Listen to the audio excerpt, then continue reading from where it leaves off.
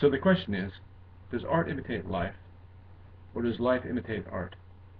Back in the 1960s and the 1950s, part of the things that greatly animated that age was the space race, the idea that people were going to be landing on the moon very soon. The second thing that animated that age was the idea that just over the horizon, soon there would come a source of unlimited power, of energy, of cheap, unlimited power, used probably from a nuclear source. A man did land on the moon, but that source of nuclear power never materialized. It went over the horizon. It's 20 years off. Even today, it remains 20 years off. That cheap, plentiful source of nuclear fusion power that was going to change everything. That just disappeared. It just kept vanishing over the horizon. Except this year, it happened for the first time.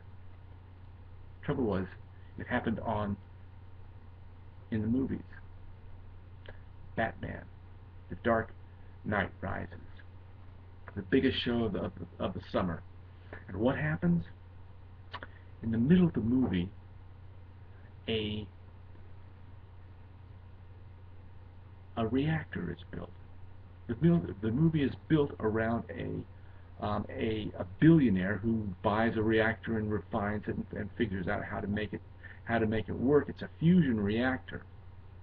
There's a problem. The problem is that the fusion reactor is turned into a bomb, and it almost destroys Gotham. Of course, this being a movie and a happily ever after movie, the thing works out fine. The bomb does not destroy the city. They manage to carry it offshore where it goes off outside the city. Here's the problem. Even though they managed to save the day, and even though the reactor at the end of the movie seems to promise the great promise that there will be unlimited cheap energy, who would want a reactor that could be turned into a bomb? Nobody. Really, nobody. So this is no solution at all.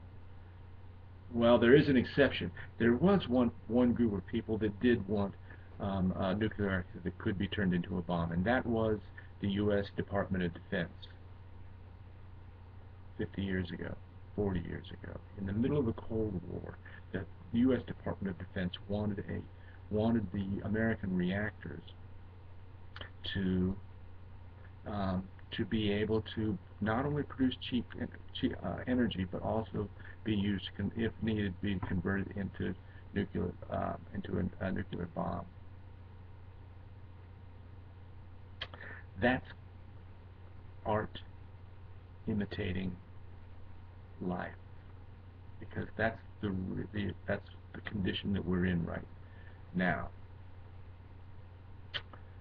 But what if the history that we know was not true? In other words, even though this movie imitated life as we know it, what if life as we know it was not actually true? Well, this is something that Rick Sorensen discovered in 2001. Rick Sorensen was a nuclear physicist, is a nuclear physicist, and he was working in one of the federal labs. One day he went through an old book from the 1960s and discovered something astounding. He discovered that the U.S. had in fact discovered and developed and invented and prototyped and had running a reactor that could not produce a nuclear weapon, that was perfectly safe. It couldn't melt down like anything uranium based. It couldn't be turned into a bomb because it wasn't uranium based. It was made unlimited supplies of energy, essentially unlimited, and it was cheap, dirt cheap, and it was running at the Oak Ridge Laboratories under the auspices of the principal nuclear physicist there, Alvin Weinberg, from 1966 to 1970. Now listen, Alvin Weinberg was one of the people who held the original patents on today's light water reactors. He developed the thorium reactors side by side with the light water reactors, and was so passionate that the U.S. was making a terrible mistake that he was fired, essentially. And Kirk Sorensen, only after looking in some of the manuals that were 40 years old, discovered this. For 10 years, he has led a coalition of scientists that's now worldwide. Worldwide, there are scientists now in the U.S., England, Norway, Australia, China, India, leading a movement to bring back thorium nuclear weapons that will restore this great promise of the 1950s and 60s.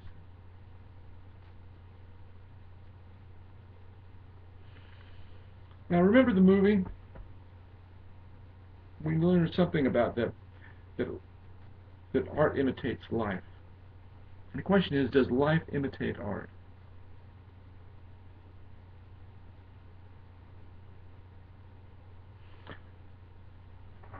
In the last several years, Bill Gates and Warren Buffett have formed a group called the Giving Pledge. Giving Pledge is a very interesting movement of billionaires who are pledged to give away half of their wealth. That's not an easy thing to do. Oh, it's easy to throw away your money, but it's not easy to spend it in a way that's effective. Last year, they had the idea, well, we want this to be effective, and that was 2011. In 2012, a group of them came away with the idea was, how do you invest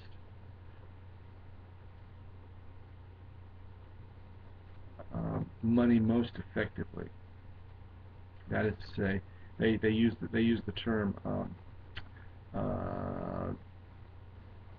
impact investing. So the question is, what would be the technology that you could invest in that would have the most impact on mankind?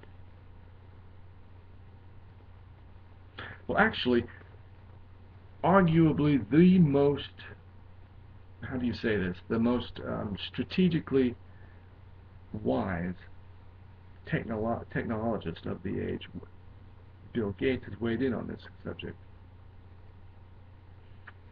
He developed, by the way, the Windows that interfaces between hardware and software just in the 1970s, at about the same time that thorium reactors were being disconnected.